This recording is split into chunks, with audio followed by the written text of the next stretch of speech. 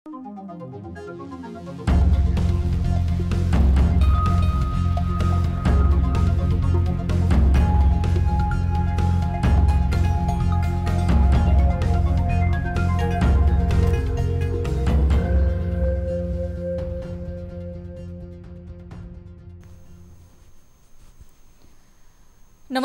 यो news 24 television prime time न्यूजमा स्वागत छ। दलहरू दोहनमा पर्न थालेको छ। संवैधानिक निकायहरू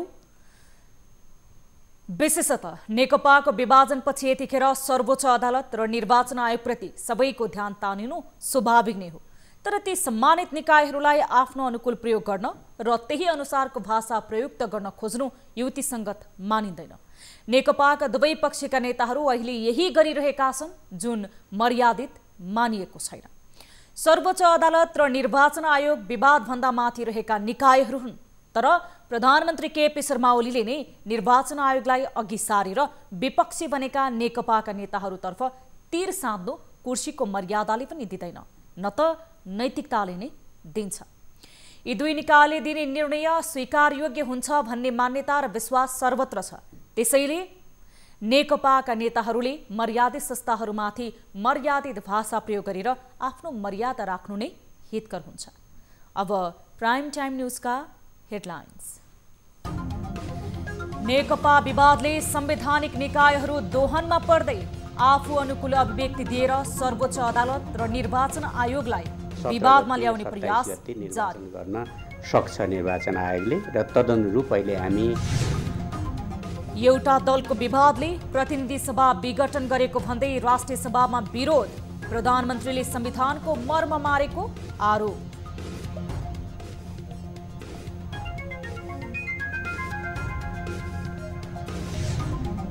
गणतन्त्र र संहिता असफल भइसकेकाले देशमा राज संस्थाको प्रजातन्त्र ल्याउन राप्रपाको माग। जनअपेक्षा अनुसार दलहरूले काम गर्न नसकेको आरोप। प्रत्येक नेपालीको घर-घरमा चर्चा हुन थाल्यो। दौरा सुरुवाल र सारी चोलोप्रति युवा वर्गमा पनि आकर्षण बढ्दै राज्यले नै राष्ट्रिय पोसाकबाट हटाए पनि सामाजिक व्यवहारमा झनै लोकप्रिय बन्दै। हाम्रा मौलिकता, हाम्रा संस्कृति विदेशी पाश्चात्यले चाहिँ विदेशी संस्कृतिले चाहिँ धराशायी बनाएको र 9 महिनादेखि बन्द रहेको प्रसिद्ध तीर्थस्थल मुक्तिनाथ पुस 21 गतेदेखि खुल्ने। कोरोनाले थलिएको मुस्ताङको पर्यटकीय गतिविधि पूर्ण चम्किने विश्वास। मापदण्डहरू अपनाएर मन्दिर दर्शनका लागि आउन हामी अनुरोध गर्छौं। 21 गते पछि मात्रै।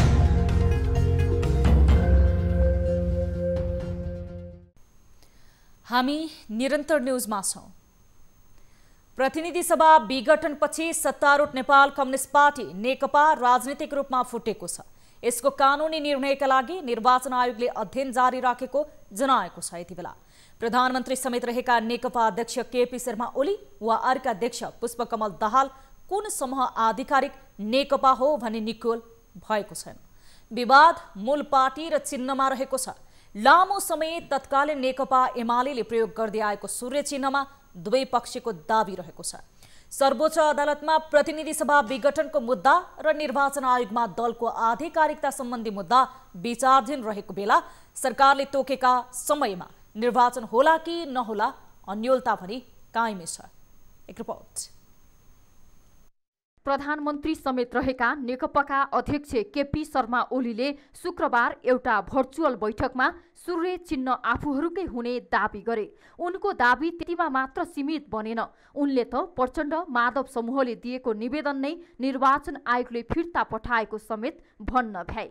प्रवासी नेपाली मञ्चका कार्यकर्ताहरूले सूर्य चिन्ह कसले पाउँछ भन्दै गरेको प्रश्नमा अध्यक्ष ओलीले सूर्य चिन्हको दाबी सहितको प्रचण्ड माधव समूहको निवेदन निर्वाचन आयोगले रित नपुगेको भनेर फिर्ता पठाएको दाबी नै गरे। निर्वाचन आयोगले हिजो उहाँहरूको निवेदन रित नपुगेको र अनुचित निवेदन भनेर हिजो रद्द गरेर फिर्ता पठाइदियो।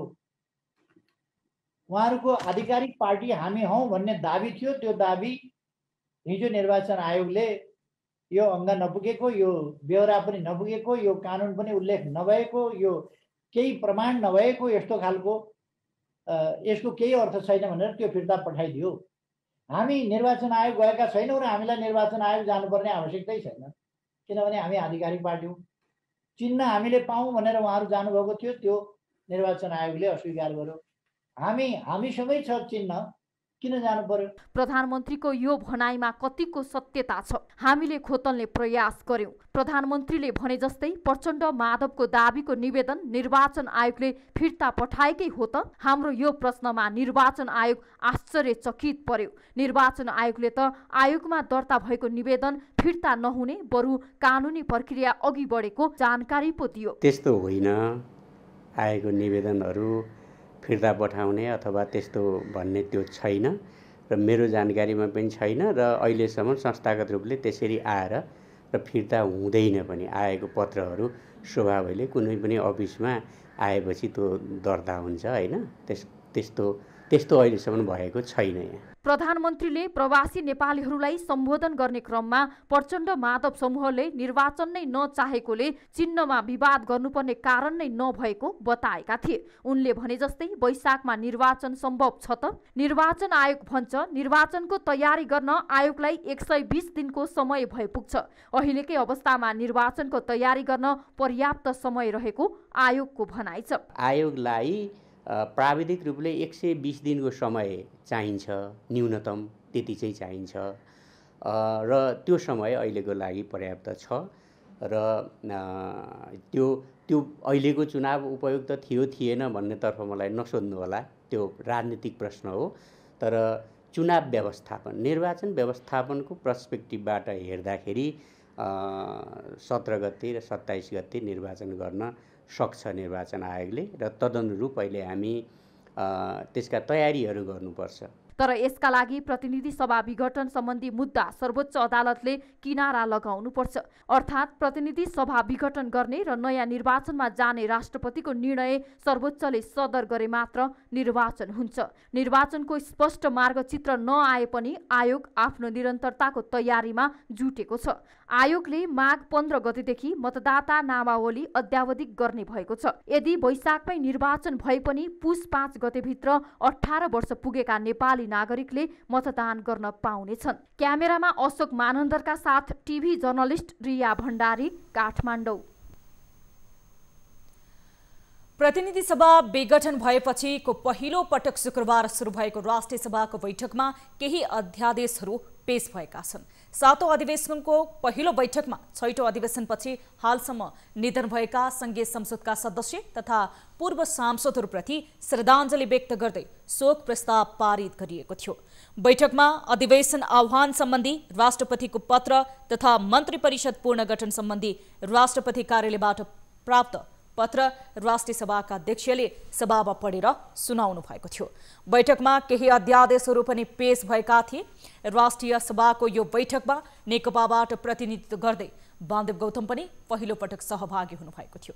उहाँलाई सरकारको सिफारिसमा राष्ट्रपतिले मनोनित गर्नुभएको हो।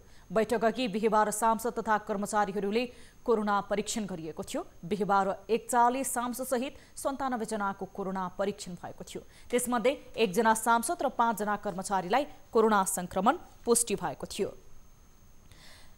संसद विघटन विरुद्ध राष्ट्रिय प्रजातन्त्र पार्टीले काठमाडौँमा प्रदर्शन गरेको छ। राजतन्त्र पूर्ण स्थापना हिन्दू राष्ट्रको माग गर्दै राप्रपाले प्रदर्शन गरेको हो। सभालाई सम्बोधन गर्दै पार्टीका अध्यक्ष कमल थापाले गणतन्त्र तथा संघीयता फेल भइसकेकाले देशमा राष्ट्रता सहितको प्रजातन्त्र ल्याउनु पर्ने माग गर्नुभएको थियो। राष्ट्रता तथा हिन्दू राष्ट्र पूर्ण स्थापनाका लागि राप्रपाले निरन्तर सडक संघर्ष गर्ने चेतावनी दिँदै उहाँले जनतासँग मिलेर सडकबाटै राष्ट्रता तथा हिन्दू राष्ट्रको पूर्ण स्थापना गर्ने दावी गर्नुभएको छ।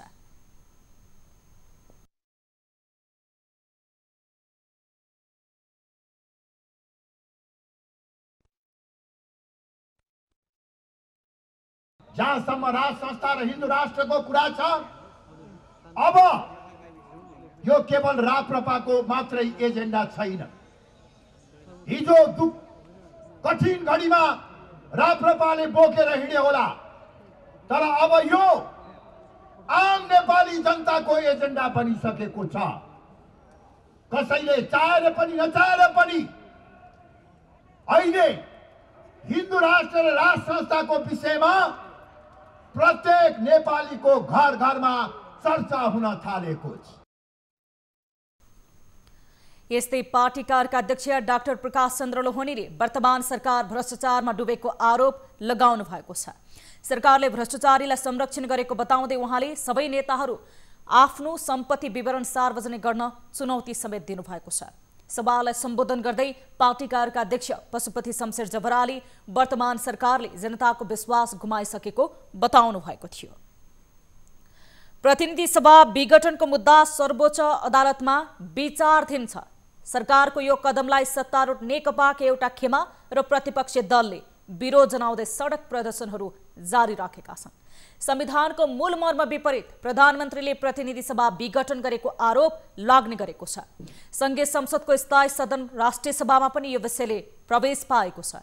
कार्यसूचीमै नरहे पनि दलका नेताहरूले प्रतिनिधि सभा विघटनको विरोध गरेका छन्। एक रिपोर्ट।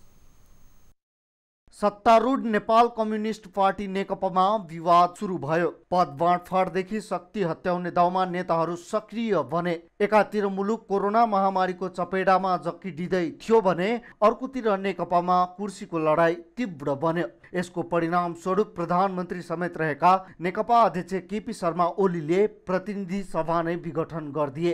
उनको तर्क आफूलाई पार्टी भित्रैबाट असहयोग रहेका कारण प्रतिनिधि सभा विघटन गर्नु परेको दलिल दिन थाले। एउटा दलभित्रको रडाको जनप्रतिनिधि संस्थामा प्रभाव अहिले यिनै प्रश्नहरू नेकपाको एउटा खेमा र प्रतिपक्ष दलहरूले सोध्न थालेका छन्। एउटा अधिवेशनदेखि अर्को अधिवेशनसम्मको 6 महिना अवधि नबढ्ने गरी संविधानमा भएको व्यवस्था अनुसार संघीय सांसदको माथिल्लो सदन राष्ट्रिय सभा बोलाइएको छ। राष्ट्रिय सभाको पहिलो बैठकमा संसदीय दलका नेताहरूले प्रतिनिधि सभा विघटनको विरोध गरे।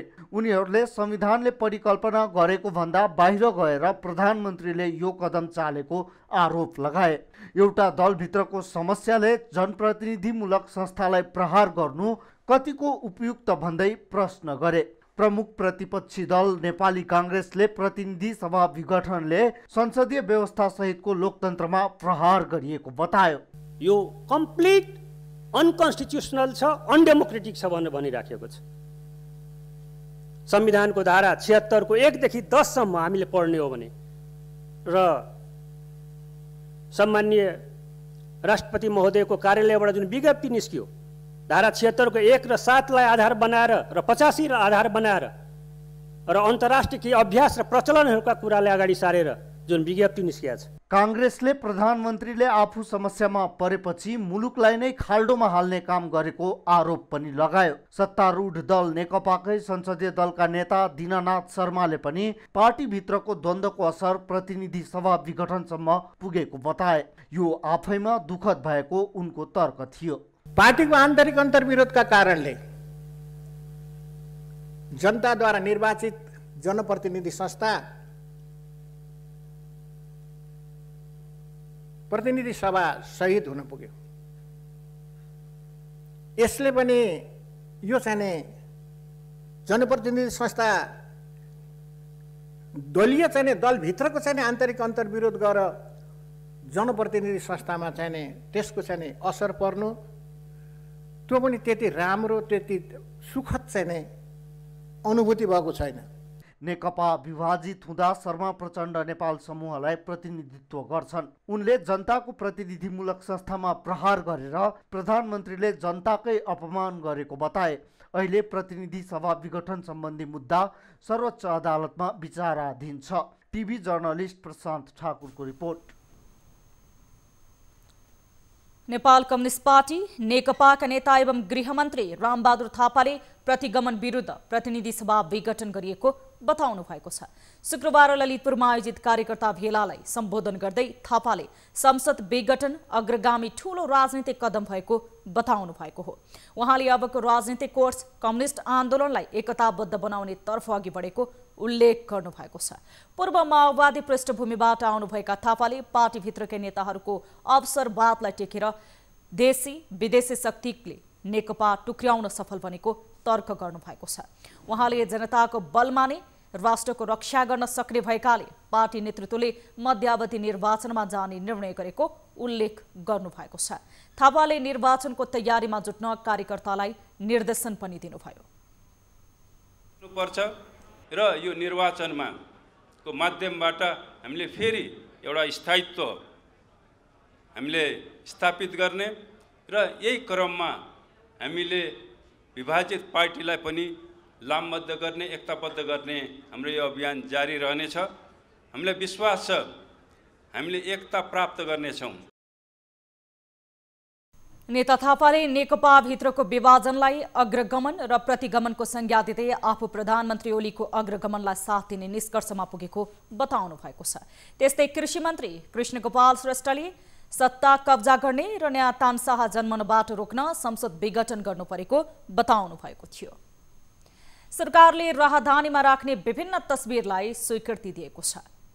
मन्त्री परिषदको पुस 15 गते बसेको बैठकले राहदानीको भित्री पानामा राखिने तस्बिरहरूलाई स्वीकृति प्रदान गरेको हो। मन्त्री परिषदको निर्णय सार्वजनिक गर्न शुक्रबार सिंहदरबारमा आयोजित पत्रकार सम्मेलनमा सरकारका प्रवक्ता एवं सूचना तथा सञ्चार मन्त्री पार्वत गुरुङले राहदानीको पहिलो कभर पेजको भित्री पृष्ठमा डाफी र राष्ट्रिय झण्डा रहने बताउनु भएको छ। त्यस्तै पहिलो पृष्ठमा सगरमाथाको तस्बिर हुनेछ। त्यसपछिका पृष्ठमा फुलिका वोनेट, डाटाफेज, लुम्बिनी, राष्ट्रपति भवन, एकसिंगे गैडा, चागुनारायण मन्दिर, इलामको कन्याम चिया बगान, लालीगुराँस, पशुपतिनाथ मन्दिर, मिथिला 8, धान रोपाई, कुमारी, माथिल्लो मुस्ताङ, बाग, जुम्लाको सिन्जा उपत्यका, देसेमरु भैया र जानकी मन्दिर रहनेछन्। त्यस्तै करुवा, हात्ती, रानीपोखरी, हनुमान ढोका, दरबार, धरडा, मूर्तिका देवल, पाटन दरबार स्क्वायर, पुतली, बौद्धनाथ, भक्तपुर दरबार स्क्वायर, महाकाली पुल, कृष्णसागर, सगरमाथा जाने लोबुचे क्षेत्रको ट्रेकिङ, रानीमहल, राराताल, माथिल्लो तामाकोसी र सिंहदरबार पनि राहदानीका पानाहरूमा रहनेछ। राहदानीको अन्तिम पृष्ठको भित्री पृष्ठमा भने डाफी र नेपालको राष्ट्रिय झण्डा रहनेछ। मन्त्री परिषदको निर्णय सुनाउँदै उहाँले विद्युतीय ग्रिड आधुनिकीकरणमा आयोजनाका लागि एडीबीबाट प्राप्त हुने अमेरिकी डलर 156 मिलियन बराबरको ऋण सहायता स्वीकार गर्ने निर्णय गरेको जानकारी दिनुभएको छ। त्यस्तै बैठकले नेपालको सगरमाथा शिखरको उचाइ 8848.86 मिटर भएको सूचना नेपाल राजपत्रमा सूचना प्रकाशित गर्ने निर्णय गरेको उहाँले बताउनु भएको छ। त्यस्तै बैठकले प्राइभेट फर्म रजिस्ट्रेसन 13औं संशोधन नियमावली 2077 स्वीकृति गर्ने निर्णय पनि गरेको छ। नेकपा विभाजनको असर प्रदेश 2 मा पनि परेको छ। प्रदेश 2 का नेकपा संसदीय दलका नेता सत्यनारायण मण्डल विरुद्ध पार्टी अध्यक्ष पुष्पकमल दाहाल प्रचण्ड र माधव कुमार नेपाल पक्षले अविश्वासको प्रस्ताव दर्ता गरेको छ। प्रदेश संसदीय दलको विधान 2075 अनुसार 25% सांसदले अविश्वासको प्रस्ताव दर्ता गराउन पाउँछन्। प्रदेश सभा सदस्य शत्रुधन महतोका अनुसार बहुमत सदस्यले नै अविश्वासको प्रस्ताव दर्ता गरेका छन्। प्रदेश सभामा नेकपाका 32 सांसद छन्। अहिले अविश्वासको प्रस्ताव दर्ता गरेको र आइतबार बैठक बसेर संसदीय दलको नेताबाट हटाउने महतोले बताउनु भएको छ। प्रदेश 2 मा जनता समाजवादी पार्टीको नेतृत्वमा सरकार रहेको छ। पार्टी एकता पूर्व तत्कालीन संघीय समाजवादी पार्टीलाई नेकपाले समर्थन गरेको थियो। बागमती प्रदेशको प्रदेशसभा बैठक माघ 7 गते बस्ने तयारी भएको छ। बागमती प्रदेशको मन्त्री परिषदको बैठकले निर्णय गर्दै प्रदेश सभामा सिफारिस गर्ने निर्णय गरेको हो। बैठक आह्वान गर्न बागमती प्रदेश प्रमुख विष्णुप्रसाद प्रसाईलाई सिफारिस गरिने प्रदेश सरकारका प्रवक्ता एवं आर्थिक मामिला तथा योजना मन्त्री कैलाश ढुङ्गेलले बताउनु भएको छ। मन्त्री ढुङ्गेलका अनुसार शुक्रबारको मन्त्री परिषदको बैठकले प्रदेश सभाको 7औं बैठक सिफारिस सहित चितवनको राप्ती नगरपालिकालाई लिजमा जग्गा उपलब्ध गराउन स्वीकृति दिने, प्रदेश भ्रमण खर्च विधेयक 2077 स्वीकृत गर्ने र प्रदेश पर्यटन विकास सम्बन्धी विधेयक सभामा पेश गर्न स्वीकृति दिने निर्णय समेत गरेको छ। नेपालमा थप 426 जनामा कोरोना भाइरस संक्रमणको पुष्टि भएको छ, जसमा महिलाको संख्या 153 र पुरुषको संख्या 273 रहेको छ। पछिल्लो 24 घण्टामा 5225 जनाको कोरोना परीक्षण गर्दा 426 जना संक्रमित थपेसँगै नेपालमा संक्रमितको कुल संख्या 2,61,019 पुगेको स्वास्थ्य मन्त्रालयले जनाएको छ। यसैगरी काठमाडौँ उपत्यकामा पछिल्लो 24 घण्टामा थप 167 जना संक्रमित फेला परेका छन्। जम्मा 72 महिला र 95 पुरुष छन्। यो सँगै काठमाडौँ उपत्यकामा संक्रमितको कुल संख्या 1,21,505 पुगेको छ। कोरोना भाइरसको संक्रमणबाट पछिल्लो 24 घण्टामा देशभर 748 जना निको भएर घर फर्किएका छन्। स्वास्थ्य तथा जनसङ्ख्या मन्त्रालयका अनुसार नेपालमा कोरोना मुक्त हुनेहरूको कुल संख्या 2,53,107 पुगेको छ। त्यस्तै देशभर सक्रिय संक्रमितको संख्या 6,048 रहेको छ। यसैगरी क्वारेन्टिनमा रहनेको संख्या 367 रहेको छ। पछिल्लो 24 घण्टामा देशभर 5,225 जनाको PCR परीक्षण हुँदा हालसम्म कुल 19,37,702 जनाको PCR परीक्षण भएको छ। यसैगरी पछिल्लो 24 घण्टामा 8 जना संक्रमितको मृत्यु हुँदा नेपालमा कोरोना संक्रमणबाट मृत्यु हुनेको संख्या 1,864 पुगेको छ। नेपाली कांग्रेसले अनुगमन समितिले नेपाल चिकित्सक संघसँग छलफल गरेको छ। कांग्रेसको कोभिड-19 अनुगमन समितिका संयोजक तथा नेपाली कांग्रेसका सहमहामन्त्री डाक्टर प्रकाश शरण महतले शुक्रबार नेपाल चिकित्सक संघको कार्यालयमा संघसँग छलफल गर्नुभएको हो। छलफलका क्रममा उहाँले नेपालमा कोभिडको प्रभावका साथै वर्तमान सरकारले महामारीको नियन्त्रणमा गरेका कार्यहरू र नेपालमा कोरोना खोप आउने बारे छलफल गर्नुभएको थियो। साथै उहाँले कोभिडका कारणले नेपालका चिकित्सक, स्वास्थ्यकर्मी र अस्पतालमा कार्यरत अन्य कर्मचारीहरूमा परेको प्रभावका बारेमा पनि जानकारी लिनुभएको थियो। सहमहामन्त्री महतले सरकारले महामारी नियन्त्रणका क्षेत्रमा कुनै प्रभावकारी काम गर्न नसकेको बताउनु भएको छ। उहाँले महामारी सुरु भएदेखि नै यो सरकारले यस्तो अप्ठ्यारो समयलाई कमाउने धन्दाको रूपमा लिएको औषधि तथा अन्य मेडिकल सामग्री किन्ने काममा समेत कमिसनको खेल भएको बताउनु भएको छ। यो जोखिमलाई न्यूनतम तहमा पुर्याउनको लागि भ्याक्सिन कति चाहिन्छ र कति भित्र त्यो एभाइलेबल गर्न सकिन्छ, त्यसको लागि हामीले के विषयहरू चाहिँ सरकारको ध्यान आकर्षण गराउनु पर्यो, एउटा विषय थियो। दोस्रो विषय रमेश डाक्टर साहबले भने जस्तै यसको सँगसँगै हामीले अरू जुन चाहिँ यसलाई चाहिँ प्रिभेन्सनका उपायहरू हामीले छोड्नु भएन। जति पनि यता रोकथामका उपायहरूलाई कन्टिन्यू गर्नु पर्यो। छलफलका क्रममा नेपाल चिकित्सक संघका अध्यक्ष डाक्टर लोचन कार्कीले कोरोना महामारीको बेला अग्रभागमा खटेका स्वास्थ्यकर्मीलाई सरकारले दिने भनेको सेवा सुविधा तथा भत्ता नपाएको गुनासो गर्नुभएको छ। त्यो मान्छेहरू डिसेबल पनि भएका छन् कि अब काम गर्न नसक्ने, आज पनि अक्सिजन लगाएर घरमा बस्नु परेको छ कि अब उनीहरूको करियरै सिध्यो। त्यो पोस्ट कोभिड जुन डिसेबिलिटीको छ त्यो बारेमा सरकारले एड्रेसै गर्दैन। मेरो त करियर सक्यो नि। अब छुट्टी, अब म बिरामी भएपछि त मेरो छुट्टी, म स्वास्थ्यकर्मी भएँ, म बिरामी भएँ, म हस्पिटल आउन सक्दिनँ, त्यो छुट्टी सक्यो त आइज भनेर भन्छ। अब स्टेरोइड खाइरहेको छ, रोगसँग लड्न सक्ने क्षमता थियो, अक्सिजन लगाएर हस्पिटल जाने। स्वास्थ्यकर्मीको त अस्त व्यस्तै छ क्या हजुर। नेपालका चिकित्सक तथा स्वास्थ्यकर्मीलाई सरकारले दिनुपर्ने विशेष सुविधाका लागि कांग्रेसले पहल गर्ने भन्दै महामन्त्री महतले चिकित्सकहरूलाई उच्च मनोबलका साथ काम गर्न आग्रह समेत गर्नुभएको छ। हामीसँग न्युजहरू अझै बाँकी छन्, अहिलेलाई ब्रेक।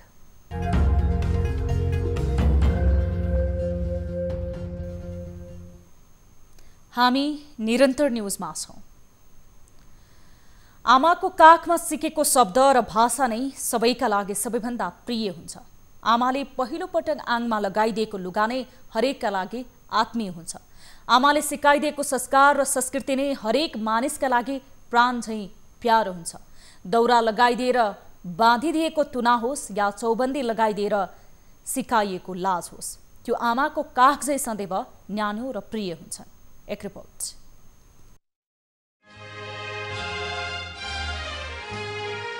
मेरो टोपी कैलाशको सिर जस्तो, मेरो टोपी हिमाली हिमाली। मुलुक रूपमा धेरै परिवर्तन भए, तर परिवर्तनको नाममा नेपालीको शिर र आङमा 100औं वर्षदेखि सजिँदै आएको दौरा सुरुवाल र चौबन्दी चोलो एवं सारीमाथि नै बलात् आक्रमण भयो। राष्ट्रिय पोसाकहरूको मान्यता पाएका यी सर्वप्रिय पोसाकहरू एकाएक हटाइए। धेरै नेपालीलाई आहत पर्यो यो निर्णयले, तर संस्कार र संस्कृतिको पर्याय बनिसकेका नेपालीहरूले कसरी माया मार्न सक्थे र? न टोपी शिरबाट हट्यो न त चौबन्दी नै चेलीहरूले लाउन छाडे। आखिरी नेपाली नागरिकको मन र मुटुमा सजिएको यी पोसाकहरूमाथि माया र मोह झनै उर्लेर आयो। त्यसमाथि स्वतस्फूर्त रूपमा युवाहरूले हरेक वर्षको जनवरी 1 लाई राष्ट्रिय पोसाक दिवसको रूपमा मनाउन थालेपछि यसको सर्वत्र स्वागत गरिन थालिएको छ। विशेषतः राष्ट्रिय पोसाक दिवस मनाउनुको एउटै मात्र कारण के हो भने हाम्रा मौलिकता, हाम्रा संस्कृति विदेशी पाश्चात्यले चाहिँ विदेशी संस्कृतिले चाहिँ धराशायी बनाएको यो पछिल्लो अवस्थालाई हामीले मूल्याङ्कन गर्दै नेपालको संस्कृति, नेपालको सभ्यता, नेपालको धरोहरहरूलाई चाहिँ विश्व जगतमा उजागर गर्नको लागि हामीले यो राष्ट्रिय पोसाक दिवसको सुरुवात गरेका हौँ। यो उत्साह देशभित्र मात्र नभई देश बाहिर पनि उत्तिकै बढ्दो छ। त्यसमाथि आधुनिक ढाँचामा बनाइएका ढाकाका पहिरनलाई युवाहरूले फेसनको रूपमा नै प्रयोग गर्दा पनि यसप्रतिको क्रेज भने बढ्दो छ। अझ विवाह, पर्व र चाडबाडमा पनि दौरा सुरुवाल र चौबन्दी चोलो एवं सारीको प्रयोग बढ्दो छ। आजभोलि कुनै बेला यो ठाउँमा विदेशी सुटले स्थान जमाइसकेको थियो, तर अहिले दौरा सुरुवाल र सारी चोलोको प्रयोग र माग सर्वत्र बढ्दो छ। एकदमै आउनुहुन्छ। पहिलेको दाँजोमा अहिले चाहिँ एकदमै धेरै आउनुहुन्छ। अब नेपाली पोसाक दौरा सुरुवाल चौबन्दी मात्रै नलिएर अहिले चाहिँ मोडर्न ड्रेसको लागि पनि ढाकाको कपडा चाहिँ प्रयोगमा आइरहेको छ। दौरा सुरुवाल र चौबन्दी नेपालमा मात्र नभई नेपालीहरूको बाक्लो बसोबास रहँदै आएको भारतको दार्जिलिङ, सिक्किम, आसाम, देहरादून र बर्मामा पनि लोकप्रिय छ। यसले पनि पुष्टि गर्छ दौरा सुरुवाल र चौबन्दीले नेपालीसँग गाँसेको साइनो नयाँ होइन। यसको प्रयोग नेपाली जातिको विकाससँग भएको पाइन्छ। त्यसमाथि अहिले युवा पुस्ताले नै यी पोसाकहरूमाथि देखाएको चासोलाई सकारात्मक रूपमा लिन सकिन्छ। इतिहास पल्टाउँदा पनि दौरा सुरुवालको प्रयोग विक्रम सम्वत 1680 को दशकमा तत्कालीन राजा सिद्धि नरसिंह मल्लले प्रयोग गरेको पाइन्छ। त्यसमाथि 20,000 वर्ष अघिको रिङ्गवेद र त्यसपछि अर्थवेदमा पनि दौराको प्रयोगबारे उल्लेख भएको इतिहासकारहरू बताउँछन्। तर संस्कार र संस्कृतिमाथि नै आक्रमण गर्दै तत्कालीन प्रधानमन्त्री बाबुराम भट्टराईको सरकारले 2068 सालमा राष्ट्रिय पोसाकबाट दौरा सुरुवाल र सारी चोलोलाई हटायो, जुन अहिलेसम्म कायम छ। तर सरकारी व्यवहारबाट हटे पनि नेपालीहरूको मनमुटुबाट यी पोसाकहरू हट्न सकेनन् र सक्ने पनि छैनन्। आखिर सबैले गुनगुनाउने गरेकै छन्, यो मन त मेरो नेपाली हो।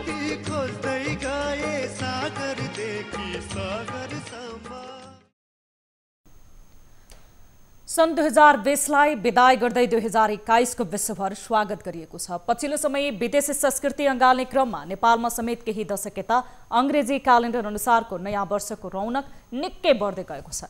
राजधानी लगायत देशका विभिन्न स्थानमा अङ्ग्रेजी नयाँ वर्ष धुमधामका साथ मनाइएको छ। डिसेम्बर 31 लाई नयाँ वर्षको पूर्व सन्ध्याको रूपमा नेपाली र विदेशी पर्यटकहरूले भव्य रूपमा मनाएका छन्। जेसस क्राइस्टलाई फाँसी दिएपछि यसै सम्बन्धको सुरुवात भएको भन्ने मान्यता छ। पोप ग्रेगोरीले जुलियन पात्रो अनुसारको सनलाई प्रतिस्थापन गर्दै अहिले प्रचलनमा आएको पात्रोलाई चलाएकाले यसलाई ग्रेगोरियन पात्रो अनुसारको नयाँ वर्ष पनि भनिन्छ। केही वर्ष अघिदेखि नेपालका विभिन्न ठाउँमा अङ्ग्रेजी नयाँ वर्ष मनाउने चलन बढेको छ। विदेशी पर्यटकको भिडभाड हुने काठमाडौँको ठमेल, बौद्ध, पोखरा लगायत स्थानमा न्यू इयर इभका नाममा अङ्ग्रेजी नयाँ वर्ष मनाउने गरिन्छ। यसैबीच प्रधानमन्त्री केपी शर्मा ओलीले सन् 2022 भित्र नेपाललाई मध्यम अर्थतन्त्र भएको मुलुकमा लैजाने लक्ष्यमा सफलता प्राप्त भइरहेको बताउनु भएको छ। अङ्ग्रेजी नयाँ वर्ष सन् 2021 को उपलक्ष्यमा शुभकामना सन्देश जारी गर्दै प्रधानमन्त्री ओलीले संयुक्त राष्ट्रसङ्घको विकास लक्ष्य अनुसार सन् 2020 मा नेपाललाई निम्न अर्थतन्त्रको मुलुकमा माथि उठाएर निम्न मध्यम अर्थतन्त्रको मुलुकको रूपमा स्थापित गर्न सफल भएको दावी गर्नुभएको छ। मुलुकमा नवनिर्माणको चौतर्फी अभियान चलाइएको भन्दै पूर्वाधारको क्षेत्रमा विगतको तुलनामा निकै अघि बढ्न सफल भएको प्रधानमन्त्री ओलीको भनाइ छ। सन् 2020 मा कोरोना भाइरसको क्षति तुलनात्मक रूपमा कम गर्न नेपाल सफल रहेको र महामारीबाट नागरिकलाई बचाउन सरकारले अवलम्बन गरेको उपायलाई साथ दिँदै सुरक्षित रहन पनि उहाँले आग्रह गर्नुभयो। उहाँले समृद्ध नेपाल देश विकास गरी जनतालाई खुसी बनाउने राष्ट्रिय आकांक्षा पूरा गर्ने गन्तव्य तय गरी अघि बढिरहेको भन्दै समृद्ध नेपाल सुखी नेपालीको राष्ट्रिय आकांक्षा पूरा गर्न स्थिर राजनीतिक अपरिहार्य भएको बताउनु भएको छ। समृद्ध नेपाल सुखी नेपालीको यो राष्ट्रिय आकांक्षा पूरा गर्न सुस्थिर राजनीति अपरिहार्य छ। तर अव्यवस्था र अनिश्चयबाट लामो समय गुज्रेको मुलुकलाई विकास र समृद्धिमा लैजाने काममा हामीले अनेक व्यवधानहरूको सामना गर्नु पर्यो। यसका बावजुद मुलुक निर्माणको प्राथमिकताबाट विमुख व्यक्तिहरूका निजी आकांक्षाहरूले सृजना गरेका अवरोधहरूलाई छिचोल्दै राष्ट्रको साझा आकांक्षा पूरा गर्ने बाटोमा हामी अविचलित निष्ठासाथ अघि बढिरहेका छौँ। मुलुक निर्माणको प्राथमिकताबाट विमुख व्यक्तिको निजी आकांक्षाले सिर्जना गरेका अवरोधलाई छिचोल्दै राष्ट्रको साझा आकांक्षा पूरा गर्ने बाटोमा अविचलित निष्ठाका साथ अघि बढिरहेको प्रधानमन्त्री ओलीको भनाइ छ। उद्योगहरू खुल्न थालिसके मजदुरहरू काममा फर्कन थालेका छन्। कोरोनाका कारण बेरोजगार बनेका मजदुरहरूलाई उद्योग खुलेसँगै राहत भएको छ। कच्चा पदार्थको अभावमा केही उद्योगहरू पूर्ण रूपमा सञ्चालन नभए पनि अधिकांश उद्योग खुल्न थालेका छन्। तर लकडाउन र निषेधाज्ञाको समयमा मजदुरका लागि आधा पारिश्रमिक दिनु भन्ने सरकारको निर्णय भने झनै कार्यान्वयन हुन सकेको छैन। सुनसरी मोरङ औद्योगिक करिडोरमा करिब 50,000 मजदुरहरू कार्यरत छन्। कोरोना संक्रमणका कारण बन्द भएका उद्योगहरू अहिले खुल्न थालेका छन् भने मजदुरहरू पनि काममा जान थालेको ट्रेड युनियनका नेताहरूले बताएका छन्। अब कोरोना भएको नि लगभग अब 10-11 महिना भइसक्यो होइन। त्यो अवस्थामा अब सुरुमा त गाह्रै भयो। अहिले सबै कारखानामा कल कारखानामा मजदुरहरू फर्किसकेको अवस्था छ। अब स्वास्थ्य प्रोटोकल पनि कहीँ छ कहीँ छैन अवस्था। मान्छेहरू मजदुरहरू मोटामोटी सबै कल कारखानामा मजदुरहरू फर्किसकेको अवस्था छ। चैत 11 देखि लकडाउन भइसकेपछि बिचमा केही समयसम्म बन्द भयो। मोटामोटी तपाईँको जेठ असारदेखि चाहिँ मोटामोटी सबै उद्योगहरू सञ्चालन आइसकेका छ। र पहिला जुन तपाईँलाई श्रमिकहरूको अनुभूति भएको थिए अहिले धेरै श्रमिकहरूलाई फेरि फ्याक्ट्री राख्न थालिसकेका छ। किनभने अहिले मार्केट पाएको हिसाबले त्यतिखेर मार्केट थिएन, त्यो कारणले श्रम कटौती भएको थियो। तथापि पनि हामी धेरै ठाउँमा हामी अनुगमन आफै ट्रेड युनियनको हिसाबमा गयौँ। तर जसले अनुगमन गर्नुपर्ने हो त्यो संस्थाले त अनुगमन गरेको अवस्था छैन। श्रम कार्यालय बन्द भएको अवस्था छ। हाकिम साहब त्यहाँ आउनु हुँदैन। श्रमिकहरूको पीडाहरू धेरै छ। नवीकरण दर्ता गर्नुपर्नेहरू छ, नयाँ दर्ता गर्नुपर्ने छ। श्रमिकका मुद्दाहरू त्यतिकै त्यहाँ फाइल भएर बसिरहेको छ। त्यहाँ अब हामी चाहिँ चोर जस्तो बाहिरबाट हेरेर बस्नु खालको अवस्था छ। हाकिम साहबसँग कुनै दिन भेट हुँदैन, उहाँले घरबाटै अफिस सञ्चालन गर्नुभएको छ। अब हाम्रो कुरा श्रमिकको कुरा सुन्नुहुन्न। अब एउटा कुरा के भन्न चाहिँ जरुरी मैले देखेँ भने मिडियामा, हालाकि हाम्रो वरिष्ठ श्रम अधिकृत ज्यू भ्रष्टाचारी विरोधी उहाँलाई हामी सम्मान गर्छौँ। तर के छ भने उहाँको कुरा धेरै र काम चाहिँ कम भयो। जुन हिसाबमा अहिले मजदुरले पीडा पाइरहेको छन्, ट्रेड युनियनका नेताहरूले पीडा पाइरहेको छन्, त्यो चिज उहाँले भेट्न पनि दिनुहुन्न, उहाँ भेट्न पनि चाहनुहुन्न। र अहिलेको समस्यामा चाहिँ उहाँ बोल्न पनि चाहिरहनु भएको छैन। मजदुरको समस्या त हिजो तपाईँको जुन लकडाउन भएको बेलामा श्रम कटौती भयो। किनभने त्यतिखेर बजार पनि थिएन, त्यतिखेर र मेटेरियल्सहरू पनि आएको थिएन, र मार्केट पनि थिएन। त्यतिखेर गाडी घोडा बन्द भएको हिसाबले त्यतिखेर चलेको थिएनन् भने अहिले सबैतिर चाहिँ सहज रूपमा भइसकेपछि हिजो जुन हिसाबमा कटौती भएको थियो अहिले सहज रूपमा हुँदै जाँदाखेरि चाहिँ श्रमिकहरू थप्ने काम भइरहेको छ। केही पर्सेन्ट ठाउँहरूमा मात्रै अलिकति श्रम कटौती भएको छ। त्यहाँ पनि हामी ट्रेड युनियनका नेताहरू चाहिँ हामी गएर सम्बन्धित व्यवस्थापकसँग कुरा गरेर श्रमिकहरूलाई राख्ने काम चाहिँ गरिरहेको छौँ। कोरोना महामारीका कारण काम गर्न नपाउँदा र उद्योगहरू बन्द हुँदा पाउनुपर्ने सेवा सुविधा कतिपय उद्योगहरूले नदिएको भनेर मजदुरहरूले गुनासो गरिरहँदा श्रम कार्यालयले भने कुनै पनि सुनवाई नगरेको भनेर ट्रेड युनियन नेताहरूले बताएका छन्। न्युज 24 टेलिभिजनका लागि तारा आचार्य, विराटनगर। विगत 9 महिनादेखि बन्द रहेको मुक्तिनाथ मन्दिर यही पुस 21 गतेदेखि खुल्ने भएको छ। मुस्ताङका सरकारवाला निकायहरूको सहमतिपछि हिन्दू तथा बौद्ध धर्मावलम्बीहरूको संगम स्थल मानिएको मुक्तिनाथ खुल्ने भएको हो। एक रिपोर्ट।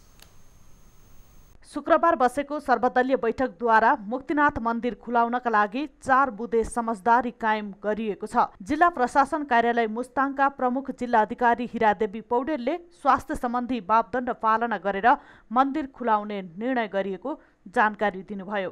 हामीले 21 गतेदेखि यही पुसको 21 गतेदेखि सर्वसाधारणको लागि मुक्तिनाथ मन्दिर खुला रहेको र त्यसमा सम्पूर्ण सुरक्षाका मापदण्डहरू अपनाएर मन्दिर दर्शनका लागि आउन हामी अनुरोध गर्छौँ 21 गते पछि मात्रै। तर आज हामीले 2021 को दिनमा जुन यहाँ यही मुक्तिनाथ मन्दिरको प्राङ्गणमा बसेर छलफल गरेर एउटा निष्कर्ष निकालेका छौँ। त्यसको लागि हामी आन्तरिक रूपमा हामीले आजदेखि नै खोलेको घोषणा गरेका छौँ। मुक्तिनाथ मन्दिर खुलाउने निर्णयसँगै मुस्ताङमा पुनः धार्मिक पर्यटकको चहल पहल बन्ने भएको छ। प्रदेशसभा सांसद महेन्द्र बहादुर थकालीले मन्दिर खुलेसँगै मुस्ताङमा बाह्य तथा आन्तरिक पर्यटकको वृद्धि हुने विश्वास व्यक्त गर्नुभएको छ। आज विधिवत रूपमा एउटा चाहिँ यस मुक्तिनाथ मन्दिरमा दर्शन गर्न आउने तीर्थयात्रीहरू र दर्शनार्थीहरू र चाहिँ स्वदेश विदेशमा बस्नुहुने सम्पूर्ण दाजुभाइ दिदीबहिनीहरूलाई यस आजको मितिमा जुन निर्णय भएको छ त्यो चाहिँ आजबाट निर्णय गरेर 2077 साल पुस 21 गतेबाट लागू हुने गरेर सर्वसाधारणको लागि यहाँ खोल्ने चाहिँ निर्णय भएको छ। मन्दिर खुलाउन बाराङ्गु मुक्ति क्षेत्र गाउँपालिकाको पहल पनि विशेष रह्यो। देशका अन्य सबै तीर्थस्थल तथा मठ मन्दिर खुलिसकेको अवस्थामा नेपाली र भारतीय लगायत विदेशी नागरिकको रोजाइको गन्तव्य रहेको मुक्तिनाथ क्षेत्र पनि खुलाउन आवश्यक भएको बाराङ्गु मुक्ति क्षेत्र गाउँपालिकाका प्रमुख फेन्चोङ छेप्टेन गुरुङले बताउनु भएको छ। 2021 को अवसर पारेर चाहिँ यस बाराङ्गु मुक्ति क्षेत्रका मुक्तिनाथ मन्दिर जुन खोल्ने विषयमा चाहिँ हामी सम्पूर्ण प्रशासन जनप्रतिनिधि र 3 गाउँ 1 नम्बर वार्डका 3 गाउँ सम्पूर्णको उपस्थितिमा चाहिँ आज जुन एउटा राम्रो निर्णय भएको छ र यो निर्णय चाहिँ यो खोल्नको लागि चाहिँ अबको यो 1-2 दिन 3 दिनभित्र चाहिँ यो स्वास्थ्य मापदण्डहरू चाहिँ सम्पूर्ण चाहिँ तयार गरेर चाहिँ अबको यो 2 दिनभित्र खोल्ने प्रतिबद्धता व्यक्त गर्न चाहन्छु। विशेष गरी नयाँ वर्ष 2021 को अवसर पारेर मुक्तिनाथ मन्दिर खुलाउने प्रयास भए पनि पूर्व तयारीका लागि केही दिन समय लागेको बताइएको छ। लामो समयको अथक प्रयासपछि मन्दिर खुल्ने भएको बताउँदै मन्दिर खुलेपछि हुने भिडभाडलाई ध्यानमा राखेर स्वास्थ्य सम्बन्धी मापदण्डको पालनामा कडाई गरिएको जिल्ला समन्वय समिति मुस्ताङका प्रमुख छिरिङ लामो गुरुङ बताउनुहुन्छ। क्षेत्रबाट चल्ने भएको कारणले भोलिको दिनमा के होला भने त्यो कुराहरू विविध कुराहरू सोचेर चाहिँ आज हामी यो निष्कर्षमा पुगेको छौँ। हामी सिडिओ लगायत सुरक्षा निकायका सम्पूर्ण प्रमुख लगायत स्वास्थ्यकर्मी लगायत जनप्रतिनिधि लगायत र यस गाउँवासी लगायत सम्पूर्ण हामी मिलेर एक निचोड निकालेका छौँ। सडक सञ्जालले मुस्ताङलाई छोएपछि प्रसिद्ध तीर्थस्थल मुक्तिनाथ पुग्नेको भिड हरेक वर्ष बढ्दो छ। विशेषतः मुक्तिनाथमा भारतीय तीर्थयात्री हरेक वर्ष ठूलो संख्यामा दर्शन गर्न आउने गर्छन्। मुस्ताङबाट टिभी जर्नलिस्ट सुशील बाबु थकालीको रिपोर्ट। महानगरी ट्राफिक महाशाखाले हराएका 22 वटा मोटरसाइकल फेला पारेको र सम्बन्धित धनीलाई जिम्मा लगाएको छ। महानगरी ट्राफिक प्रहरी महाशाखाका अनुसार शुक्रबार एक कार्यक्रमको आयोजना गरी महाशाखा प्रमुख वरिष्ठ उपरीक्षक एसएसपी जनक भट्टराईले मोटरसाइकल सम्बन्धित धनीलाई जिम्मा लगाउनु भएको हो। मोटरसाइकल हराएको उजुरीका आधारमा महाशाखाको पीडित सहायता इकाइबाट सादा पोसाकमा खटिएका प्रहरी टोलीले उपत्यकाको विभिन्न स्थानबाट उक्त मोटरसाइकलहरू फेला पारी सम्बन्धित धनीलाई फिर्ता गरेको हो। जताभावी मोटरसाइकल पार्किङका कारण चोरी बढेको भन्दै सवारी साधन अतिरिक्त लक प्रयोग गर्न अलार्म लगायतका उपकरण जडान गर्न घर कम्पाउन्डमा पार्किङ गर्दा सचेतना अपनाउन एसएसपी भट्टराईले आग्रह गर्नुभएको छ। हाम्रो साधन चाहिँ त्यसलाई सुरक्षित राख्ने उपाय चाहिँ अलिकति चाहिँ सोच्नुपर्छ। मेरो मोटरसाइकल सुरक्षित छ कि छैन भन्ने चाहिँ पहिले सोचेर मात्रै अनि मोटरसाइकल छोडेर चाहिँ जानुपर्छ र सुरक्षित गर्ने केही उपाय छन् त्यहाँ केही छन् भने अलिकति यसो मान्छे भएर छेउमा राखिदिने हो कि एकान्तको ठाउँमा होइन केही यस्तो साइनो उपाय लगाइदिने हो कि कसैलाई यसो हेरिदिने भनेर भन्ने हो कि अथवा चाहिँ घरमा राख्दा चाहिँ चेन लक हुइल लक के हुन्छ त्यो लाएर राखिदिने हो कि यी यावत उपायहरू चाहिँ प्रयोग गर्नलाई म अनुरोध गर्छु। र पनि भएछ भने हामीले गर्ने इफोर्टहरूमा हामी लागेका छौँ। महाशाखाका अनुसार पुस महिनाभित्र मात्रै 39 वटा मोटरसाइकल नियन्त्रणमा लिएको छ भने चोरीमा संलग्न 9 जनालाई पक्राउ गरी मुद्दा चलाइएको छ। अब बिजनेस न्यूज।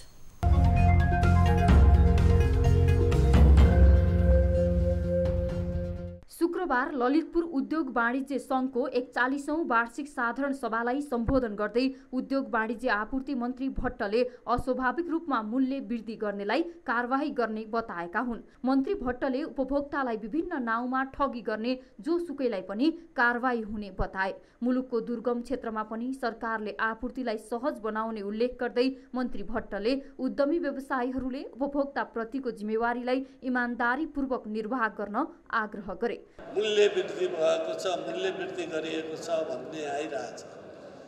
त यो बीचमा हामीले सकेसम्म निजी क्षेत्रलाई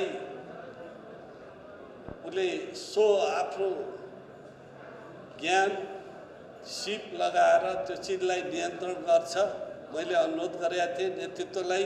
साधारण सभामा नेपाल उद्योग वाणिज्य महासंघका उपाध्यक्ष दिनेश श्रेष्ठले कोभिडको मारमा परेका उद्यमी व्यवसायीले बैंक तथा वित्तीय संघ संस्थाहरूबाट सहुलियत तथा राहत पाउन नसकेको गुनासो गरे। निजी क्षेत्रले अहिलेसम्म जति पनि कोभिडको इफेक्ट परेको छ त्यो सबैको भार निजी क्षेत्रले बेहोरिरहेको अवस्था छ। म माननीय मन्त्रीज्यूलाई पनि के भन्न चाहन्छु भनेदेखि केही राहतका कामहरू हामी उद्योगी व्यवसायहरूलाई दिन सक्यो भनेदेखि अलि छिटो हामी यसबाट तन्जिने मौका पाउनेछ। कार्यक्रममा ललितपुर उद्योग वाणिज्य संघका अध्यक्ष कृष्णलाल महर्जनले कोभिडबाट प्रभावित अर्थतन्त्रलाई पुनरुत्थान गर्न पर्याप्त कोषको अभाव भएको गुनासो गर्दै साना तथा मझौला उद्यमी व्यवसायी मारमा परेको बताए। कार्यक्रममा उद्यमी व्यवसायी तथा विभिन्न क्षेत्रका व्यक्तिहरूले कोभिडबाट प्रभावित उद्योग व्यापार प्रभावित हुँदा श्रमिक मजदुर तथा पेसाकर्मीहरू बढी मारमा परेको बताए। पुस 17 र 18 गतेसम्म चल्ने साधारण सभाले नयाँ नेतृत्व चयन गर्नेछ। नेपालको जलस्रोत नीतिमा राष्ट्रिय हित र स्वार्थ कमजोर भएको बताउँदै विज्ञहरूले जलसम्पदामा विदेशीको स्वार्थ रहेको टिप्पणी गरेका छन्। दक्षिण एसियाको जलस्रोत र नेपाल दृष्टि विषयक छलफलमा सहभागी जलस्रोत क्षेत्रका विज्ञहरूले जलस्रोतको महत्त्वपूर्ण विषयमा राष्ट्रिय सहमति आवश्यक भएको बताएका छन्। छलफल कार्यक्रममा जलस्रोत विज्ञ तथा पूर्व मन्त्री दीपक ग्यावालीले नेपालको जलसम्पदाको विषयमा राष्ट्रिय चिन्तन र स्वार्थको अभावको कारण विदेशीहरूले विभिन्न स्वार्थ रहेको टिप्पणी गरेका छन्। ग्यावालीले जलसम्पदाहरू सार्वजनिक सम्पत्ति भएको तर सरकारले बिक्री गर्दा जनता ठगिएको अवस्था रहेको औल्याएका छन्। अहिले कस्तो चाहिने प्रक्षेपण छ भने त्यो ट्रान्समिसन लाइन जुन प्राधिकरणले बनाउनु पर्ने छ हैन 33 केभी को 132 केभी को लाइनहरू बनाउनु पर्ने नबनाइदिएर त्यो कनेक्सन नदिएर अहिले निजी क्षेत्रले उत्पादन गरेको विद्युतको करिब चाहिने अब 2-4 वर्षमा 1200 मेगावाटसम्म खेर जाने चाहिने प्रक्षेपण आइरहेछ। जलस्रोत क्षेत्रमा राष्ट्रिय सहमति आवश्यकता रहेको विचार राख्दै पूर्व मुख्य सचिव लीलामणि पौडेलले नेपालको जलसम्पदामा राष्ट्रिय हित र स्वार्थलाई प्राथमिकता दिनुपर्ने तर्क राखेका छन्। नीतिगत तहमा स्पष्ट सोच र दृष्टिकोण आवश्यक भएको पूर्व मुख्य सचिव पौडेलको भनाइ छ। आफूसँग भएको एकदम गतिलो स्रोत चाहिँ अनि अर्कैको बुद्धिमा लगाएर चाहिँ त्यो अर्कैलाई चाहिँ दिने अझै खल्तीबाट पैसा झिकेर समेत दिने अनि त्यसैसँगबाट माग्ने र मागेर चाहिँ आफूले आफ्नो चाहिँ निर्वाह गर्ने। अनि कर्णालीमा बनाएको त अब तपाईँ त्यहीँको छेउकालाई प्रयोग गर्ने भन्नुहुन्छ। अब सम्झौतामा चाहिँ के छ भन्दाखेरि त्यो इन्डियाको ग्रिड कोड र हाम्रो ग्रिड कोड मिल्दैन। टेक्निसियनले भन्नु होला त्यो इन्डियाको ग्रिड कोड अनुसार हुनेछ भन्ने मैले एउटा त्यही हो नेपालको ग्रिड कोड अनुसार हुनेछ भन्ने गराउनुकै ट्रान्समिसन लाइन भन्ने मात्रै हो। जलस्रोत तथा सिँचाइ सचिव मधुसूदन अधिकारीले सरकारले जलस्रोतको व्यवस्थापन र दिगो विकासको रणनीति बनाएर अघि बढेको बताए। जलस्रोत क्षेत्रका विज्ञ तथा उद्यमीहरूले नेपालको जलस्रोत ऊर्जा तथा सिँचाइको व्यवस्थापनमा सरकार स्पष्ट नभएको जिकिर गर्दै विदेशीको स्वार्थमा जलसम्पदाहरू बिक्री गर्ने र लाइसेन्स बाँड्ने काम रोकिनु पर्नेमा जोड दिएका छन्।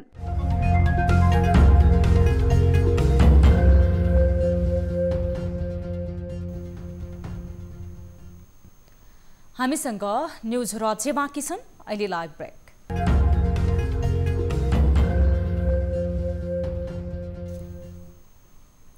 हामी निरन्तर न्यूजमा छौं। अब विद्या बस्नेतको साथमा फटाफट न्यूज।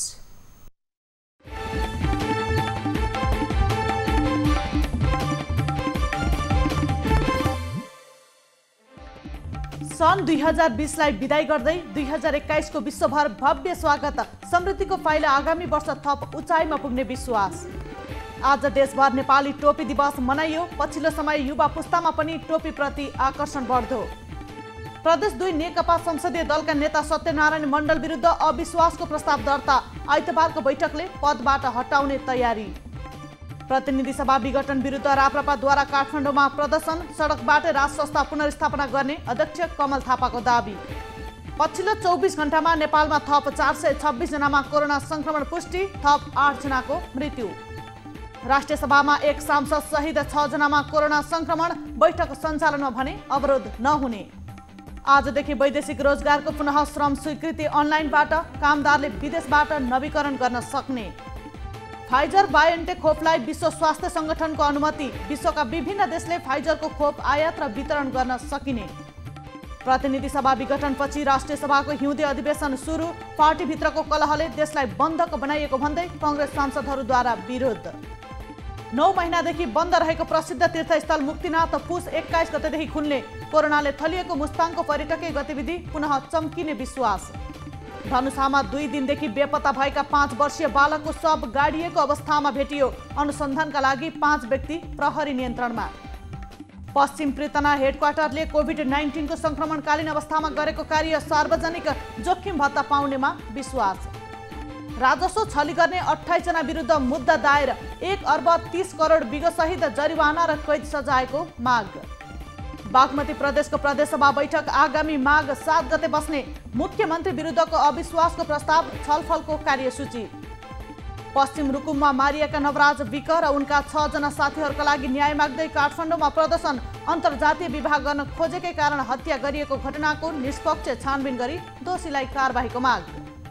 कैलालीको कन्द्रा नदीमा निर्माण सुरु भएको 9 वर्षसम्म बनेन पुल, 60% मात्र निर्माण सम्पन्न, ठेकेदार कम्पनीलाई कारबाही गरिनुपर्ने स्थानीयको माग। देशैभर चिसो बढ्यो, काठमाडौँको तापक्रम 1.2 डिग्री सेल्सियस, अझै चिसो बढ्न सक्ने जल तथा मौसम विज्ञानको पूर्वानुमान। सबै जिल्ला सदरमुकाममा इन्टरनेट पुर्याउने 2 वर्षे परियोजना 4 वर्षमा पनि सुरु भएन, 1/4 मात्र काम सम्पन्न। 1 महिनाभित्र उखु किसानलाई भुक्तानी दिन सर्वोच्चको आदेश, 1 महिनादेखि आन्दोलनरत किसानको माग अझै सुनवाई भएन। अंग्रेजी नयाँ वर्षलाई स्वागत गर्न पोखराको 3 किलोमिटर क्षेत्रफलमा सडक महोत्सव, आन्तरिक पर्यटकको घुइँचो।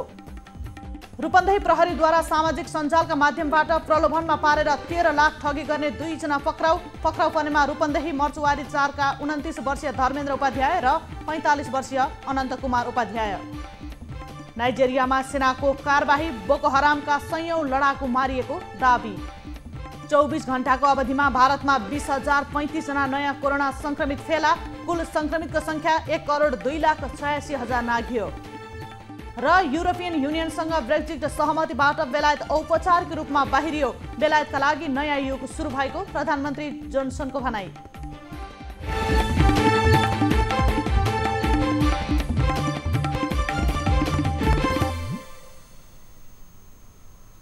अब एउटा रोचक प्रसङ्ग।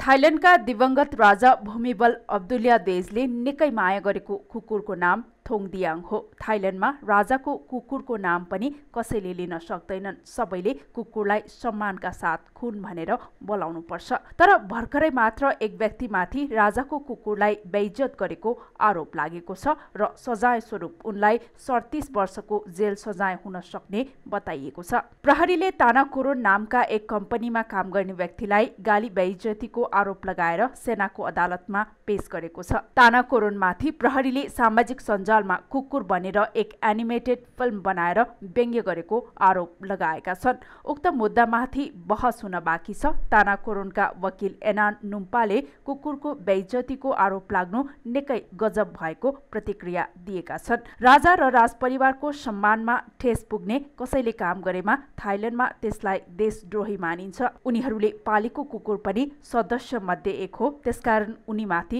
गाली बेइज्जतीको मुद्दा चलाइएको हो। प्राइम टाइम न्यूज सक्नु अघि अहिलेसम्मका हेडलाइन्स पुनः एकपटक। नेकपा विवादले संवैधानिक निकायहरू दोहनमा पर्दै आफू अनुकूल अभिव्यक्ति दिएर सर्वोच्च अदालत र निर्वाचन आयोगलाई विवादमा ल्याउने प्रयास जारी। 27 गते निर्वाचन गर्न सक्छ निर्वाचन आयोगले र तदनुरूप अहिले हामी एउटा दलको विवादले प्रतिनिधि सभा विघटन गरेको भन्दै राष्ट्रिय सभामा विरोध। प्रधानमन्त्रीले संविधानको मर्म मारेको आरोप।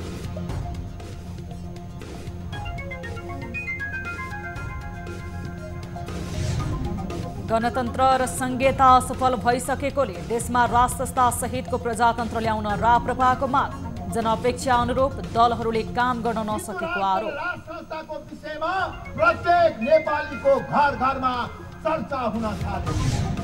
दौरा सुरुवाल र सारी चोलोप्रति युवा वर्गमा पनि आकर्षण बढ्दै राज्यले नै राष्ट्रिय पोसाकबाट हटाए पनि सामाजिक व्यवहारमा झनै लोकप्रिय बन्दै। हाम्रा मौलिकता हाम्रा संस्कृति विदेशी पाश्चात्यले चाहिँ विदेशी संस्कृतिले चाहिँ धराशायी बनाएको र 9 महिनादेखि बन्द रहेको प्रसिद्ध तीर्थस्थल मुक्तिनाथ पुस 21 गते खुल्ने। कोरोनाले थलिएको मुस्ताङको पर्यटकीय गतिविधि पूर्ण चम्किने विश्वास। सुरक्षाका मापदण्डहरू अपनाएर मन्दिर दर्शनका लागि आउन हामी अनुरोध गर्छौँ। 21 गते पछि मात्रै।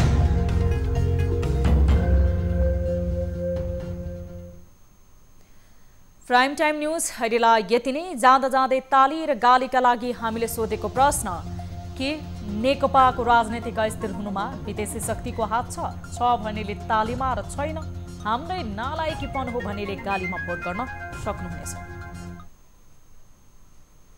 थप न्यूजको लागि हाम्रो वेबसाइट www.news24nepal.com हेर्न नभुल्नुहोला। साथै तपाईले हामीलाई फेसबुक, ट्विटर र युट्युबमा पनि फलो गर्न सक्नुहुनेछ। यस्तै मोबाइल, भाइबर, इमेलबाट न्यूज24 टेलिभिजन हेल्पडेस्कमा कुनै समस्या र गुनासो छन् भने प्रत्यक्ष रूपमा सम्पर्क राख्न सक्नुहुनेछ। हामी निरन्तर न्यूजमा छौं। नमस्ते।